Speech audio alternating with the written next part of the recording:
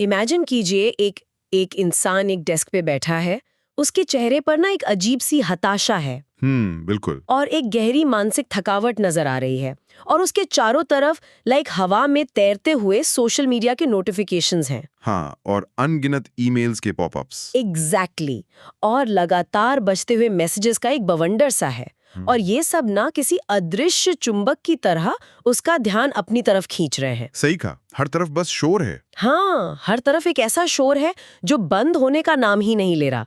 और इस पूरे शोर शराबे और इस मानसिक उथल पुथल के बीच डेस्क पर रखे एक बहुत ही छोटे से काम पर एक हल्की सी रोशनी पड़ रही है। वाकई ये बहुत ही पावरफुल विजुअल है ना?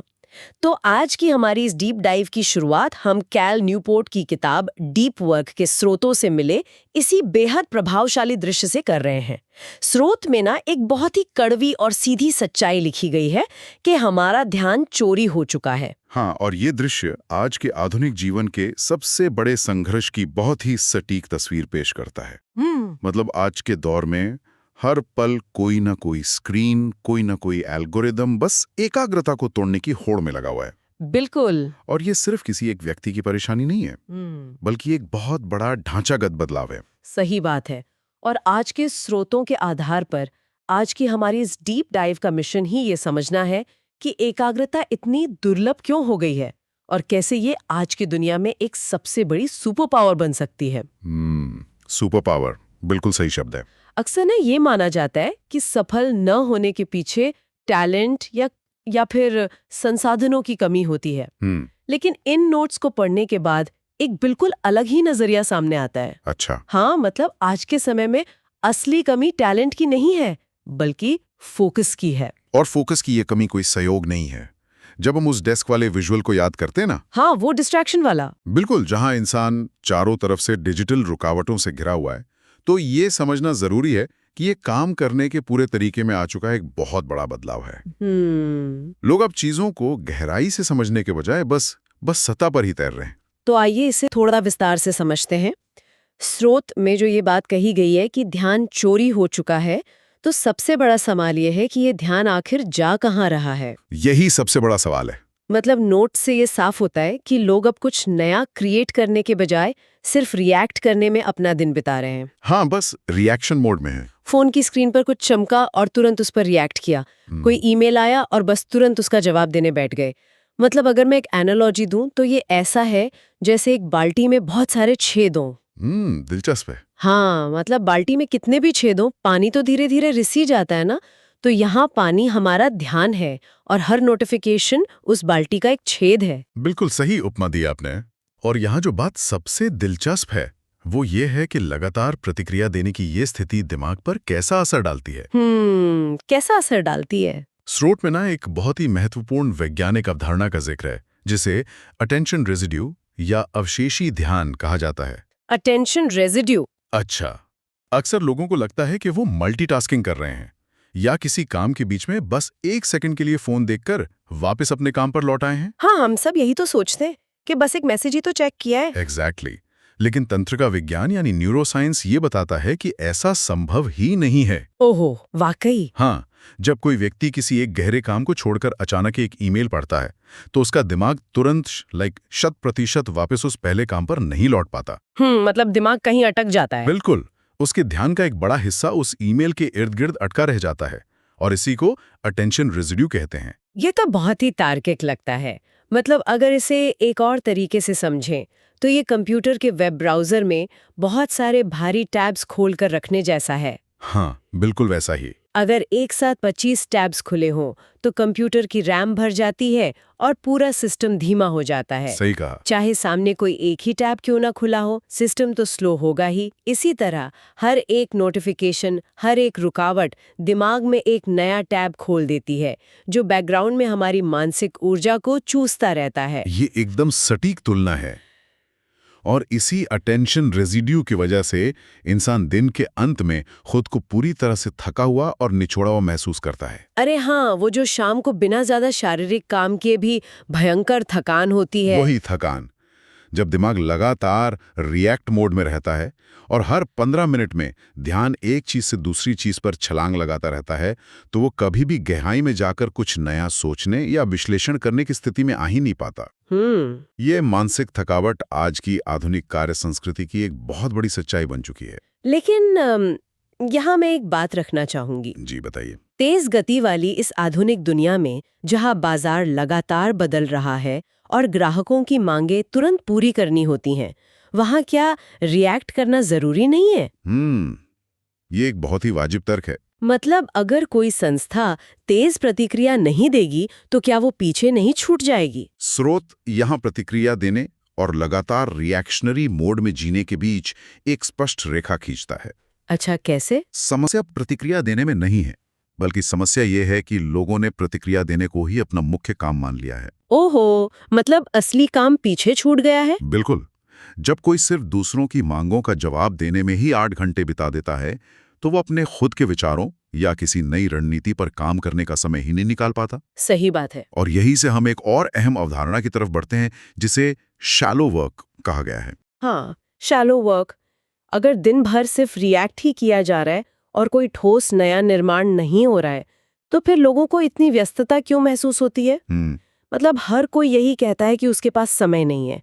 स्रोत स्पष्ट करता है कि शैलो वर्क, जैसे ईमेल्स का जवाब देना, मैसेजेस भेजना या लगातार मीटिंग्स में बैठे रहना, हाँ, ये सब चीजें गतिविधि तो पैदा करती हैं, एक्टिविटी तो दिखती है, लेकिन जरूरी नहीं कि वे कोई ठोस परिणाम भी दें। लोग आगे बढ़े बिना ही खुद को लगातार व्यस्त रखते हैं। और ये जो गतिविधि और परिणाम के बीच का भ्रम है ना, इसके पीछे एक बहुत बड़ा आर्थिक और ढांचागत कारण है। वो क्या है? पुराने समय में जब लोग कारखानों में काम करते थे, तो ये नापना बहुत आसान था कि किसने कितना काम किया। हाँ, कितने प्रोडक्ट बने। बिल्कुल। दिन के अंत में देखा जा सकता था कि कितनी गाड़ियां बनी या कितना सामान तैयार हुआ। हाँ। लेकिन आज की इस नॉलेज इकोनॉमी में, जहां लोग अपने दिमाग का इस्तेमाल करके काम करते हैं, वहां उत्पादकता को नापना बहुत मुश्किल हो गया है। ये एक बहुत ही बेहतरीन नजरिया है। मतलब चूंकि नॉलेज वर्क में कोई असेंबली लाइन तो होती नहीं है। सही कहा। इसलिए लोग ये साबित करने के लिए कि वो काम कर रहे हैं, बस व्यस्त दिखने का सहारा लेते हैं। बिल्कुल। रात के 11 बजे ईमेल भेजना या किसी छोटी सी बात के लिए 1 घंटे की मीटिंग रख लेना, ये सब सिर्फ ये दिखाने के तरीके बन गए हैं कि देखिए मैं काम कर रही हूँ। बिल्कुल। स्रोत इसे विजिबल बिजीनेस यानी स्पष्ट रूप से व्यस्त दिखने का प्रॉक्सी बताता है। Visible business. क्योंकि गहराई से सोचना या किसी जटिल समस्या का हल निकालना ना एक अदृश्य प्रक्रिया है। हाँ, वो तो बाहर से दिखेगा नहीं। जब कोई व्यक्ति चुपचाप बैठकर 3 घंटे तक सिर्फ सोच रहा होता है, तो वो बाहर से काम करता हुआ नहीं दिखता। इसलिए लोग उन कामों की तरफ भागते हैं जो आसानी से दूसरों को नजर आए।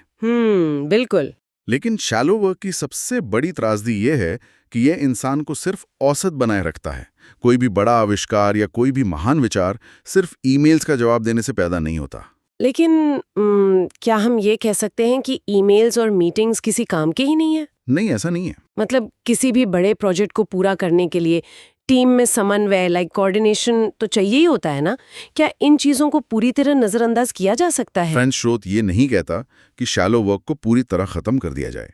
किसी भी व्यवसाय को चलाने के लिए लॉजिस्टिक्स और संचार की जरूरत तो होती है। हाँ, वो तो है। लेकिन समस्या अनुपात की है, प्रोपोर्शन की है। जब शैलो वर्क पूरे दिन का 80 से 90% हिस्सा घेर लेता है, ओहो, 90%। हाँ, और असली काम के लिए कोई समय ही नहीं बचता, तब ये एक संकट बन जाता है। शैलो वर्क चीजों को सिर्फ बनाए रखता है, उन्हें गिरने से रोकता है। हाँ। लेकिन ये कभी भी किसी व्यवसाय या व्यक्ति को 10 गुना आगे नहीं ले जा सकता। यहाँ से ये विषय वाकई बहुत दिलचस्प हो जाता है। बिल्कुल। क्योंकि अगर शैलो वर्क केवल व्यस्त रखता है और इंसान को औसत दर्जे तक सीमित कर देता है, तो असाधारण परिणाम आखिर आते कहाँ से हैं? यही तो मुख्य बात है। स्रोत इसका बहुत ही स्पष्ट उत्तर देता है कि असाधारण परिणाम डीप वर्क से आते हैं।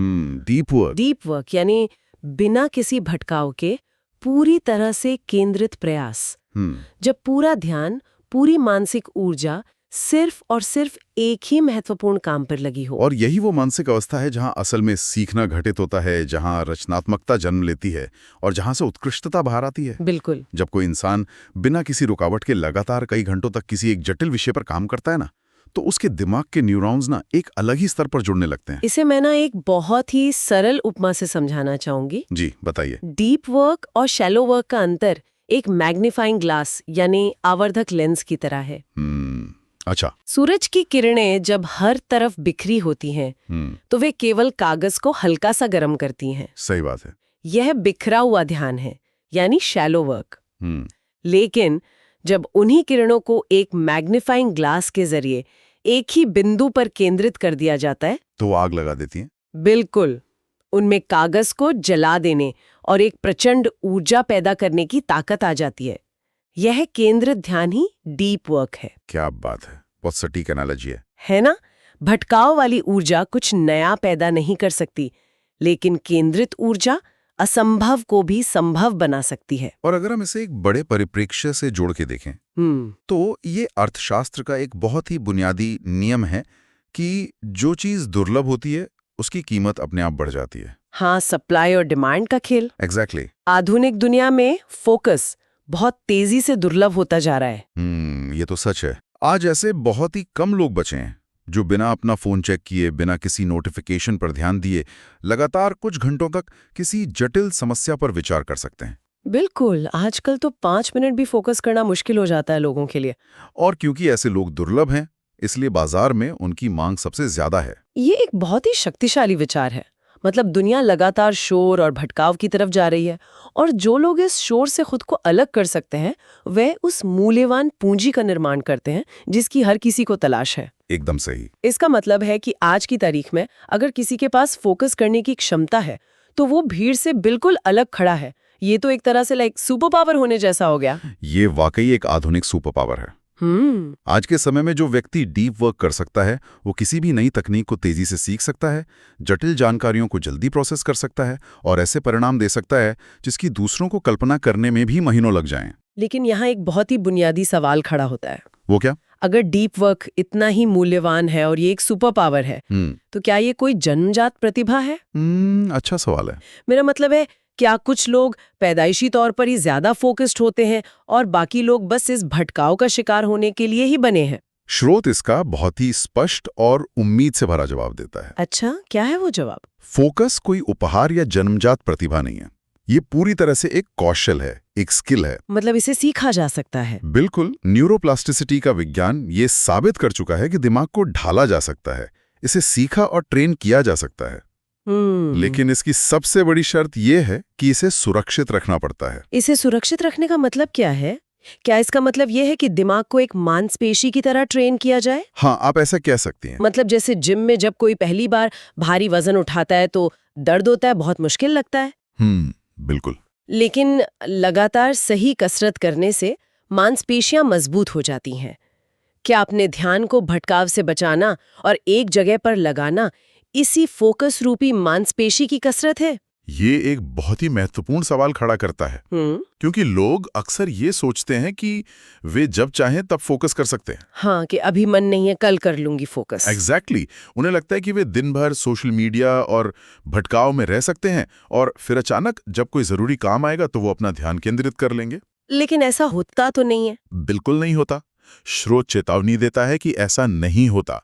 अगर दिमाग को लगातार हर छोटी सी बोरियत पर फोन देखने की लत लग चुकी है, तो वो अपनी एकाग्रता की क्षमता ही खो देता है। अरे बाप रे, ये तो डराने वाली बात है। हाँ, आप जितनी ज्यादा भटकाव की अनुमति देंगे, एकाग्रता की ये मांसपेशी उतनी ही कमजोर होती जाएगी। मतलब ये कि हर बार जब किराने की दुकान पर लाइन में खड़े होकर या फिर ट्रैफिक सिग्नल पर 2 मिनट के लिए बोरियत महसूस होने पर हम तुरंत जेब से फोन निकाल लेते हैं। हाँ, जो कि हम सब करते हैं। हाँ, तो असल में दिमाग को ये ट्रेनिंग दी जा रही है कि वो खालीपन या बोरियत को बर्दाश्त ही ना करे। एकदम सटीक बात पकड़ी है आपने। हम अनजाने में अपने दिमाग को डिस्ट्रैक्शन का आदी बना रहे हैं। बिल्कुल सही। और इसीलिए स्रोत में एकाग्रता बढ़ाने के लिए कुछ बहुत ही ठोस रणनीतियों का जिक्र किया गया है। अच्छा, वो क्या है? इनमें से एक सबसे दिलचस्प रणनीति है इंटरनेट के उपयोग को शेड्यूल करना। इंटरनेट को शेड्यूल करना मतलब? अक्सर लोग ये सोचते हैं कि काम के बीच में ब्रेक लेना चाहिए, लेकिन स्रोत का नजरिया थोड़ा उल्टा है।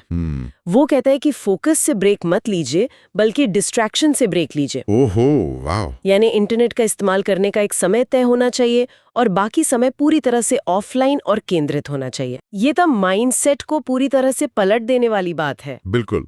इसके अलावा नोट्स में टाइम ब्लॉकिंग की भी बात की गई है ना? हाँ, वो भी बहुत जरूरी है। जहां दिन के हर घंटे को पहले से ही एक विशिष्ट काम के लिए अलॉट कर दिया जाता है। सही कहा। इसका फायदा ये होता है कि इंसान को बार बार ये सोचना नहीं पड़ता कि अब मैं क्या करूं।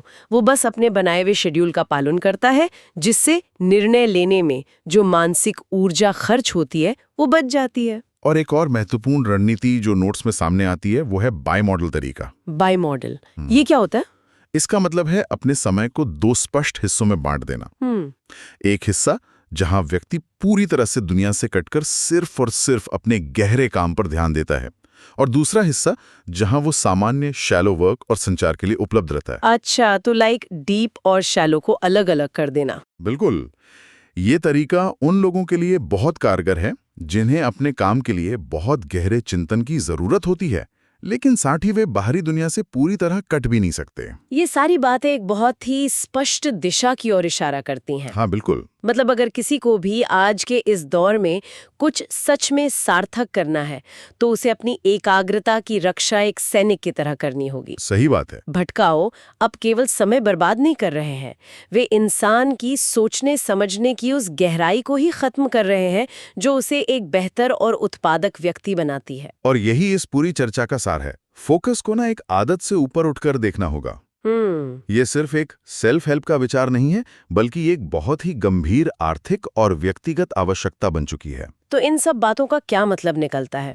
अगर हम आज की इस पूरी डीप डाइव को समेटें, तो एक अंतिम और अटल सत्य सामने आता है। और वो क्या है? इस भटकाव और शोर से भरी दुनिया में फोकस एक बहुत बड़ा प्रतिस्पर्धी लाभ यानी कॉम्पिटिटिव एडवांटेज बन चुका है। जो लोग गहराई से ध्यान केंद्रित कर सकते हैं, सफलता और भविष्य उन्हीं के हाथों में है। बिल्कुल। स्रोत का अंतिम संदेश बहुत ही साफ है कि अपने ध्यान की रक्षा करना असल में अपने भविष्य की रक्षा करना है। बहुत गहरी बात है। क्योंकि जो दिमाग भटकने का आदी हो चुका है वो कभी भी महानता हासिल नहीं कर सकता। गहराई से ध्यान केंद्रित करने की ये क्षमता ही भविष्य में सबसे बड़ी संपत्ति साबित होगी। वाकई।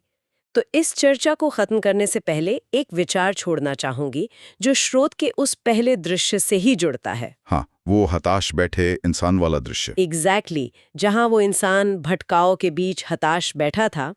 स्रोत सामग्री के अनुसार ना, ध्यान लगातार चुराया जा रहा है और ये कोई दुर्घटना नहीं है। हाँ।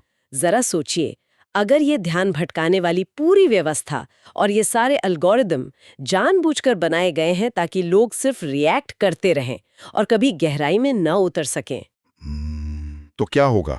तो ऐसे में जो चंद लोग अपने दिमाग को इस शोर से पूरी तरह अलग करके सिर्फ सोचने का साहस जुटा पाते हैं, उनकी मानसिक क्षमता, उनके विचारों की गहराई और उनकी उपलब्धियों की सीमाएं क्या होंगी? वाह, ये तो सोचने वाली बात है। शायद वे ऐसे परिणाम ला सकते हैं जो आने वाले समय में दुनिया की दिशा ही बदल दें।